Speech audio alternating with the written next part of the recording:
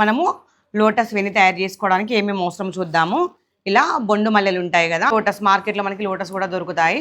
అంతేకాకుండా ఇవి పూసలండి. ఈ పూసలు వచ్చేసి మనకు టైలరింగ్ మెటీరియల్ దానిలో ఉంటాయి. తర్వాత ఇలాంటి థ్రెడ్ ఒకటి, తర్వాత ఈ నీడిల్, ఇలాంటి నీడిల్స్ ఉంచుకోండి. తర్వాత ఒక సీజర్ కదా. చూడండి, ఫస్ట్ లోటస్ ఉంటాయి కదా, ఈ లోటస్ రెక్కలు ఏదైనా బాగా వాడిపోయి ఉంటే తీసేయండి ఇలా. తర్వాత వీటిని లోపలికి మలవాలి కదా, అప్పుడు చూడండి దీనిని ఇలా అని ఇలా అని ఇలా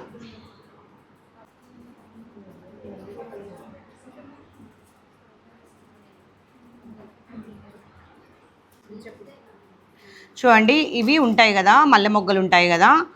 సో ఇది బొండు మల్లె. దీనిని మంచిగా ఇలా చుట్టూ మన నీడిల్ ఉంటుంది కదండి, నీడిల్కి చుట్టూ మంచిగా ఇలా కూర్చోండి. ఇలా దగ్గరికి పెట్టండి, మనకు వేడిలాగా వచ్చేలాగా. ఇలా ఒకటేసారి ఇలా దీన్ని కిందికి ఇలా. ఇప్పుడు మనం చూడండి, ఇలా మనము వేణి మొత్తము రెడీ చేసుకున్నాము. దీనికోసం చూడండి ఇలా రెడీ చేసుకున్నాం కదా, 4 లోటస్లు ఉండాలి.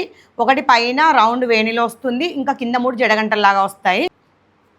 ఇవి ఉండొద్దు, వీటిని తీసేద్దాము ఇలా. ఇప్పుడు ఒకటి పక్కన పెట్టేసి ఈ 3 జడగంటల్లాగా తయారు చేద్దాము. ఈ నీడిల్కి వైట్ థ్రెడ్ పెట్టుకోండి.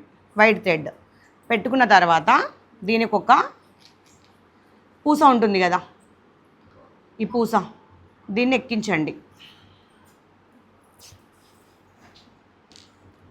ఇక్కడ. దీన్ని ఒక నాట్ లాగా వేసుకోండి పోకుండా. ఇలా కనిపిస్తుందా ఈ పూస? తర్వాత ఈ మిడిల్ నుండి, దీనిలో మిడిల్ నుంచి ఇలా తీయాలి. చూడండి, థ్రెడ్ రాదు ఇంకా.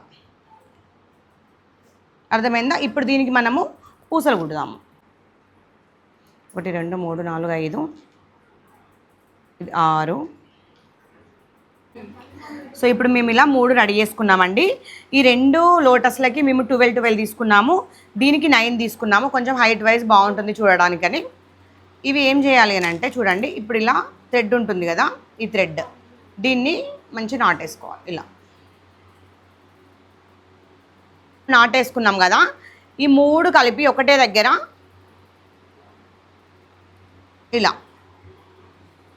ఈ 3 ఒకటే దగ్గర నాటేసుకోండి. 3 కలిపి మంచిగా వేసుకోండి ఇలా. అర్థమైందా? కొంచెం మంచిగా వేసుకోండి, ఒక 2 టైమ్స్ వేసుకోండి, ఏం కాదు.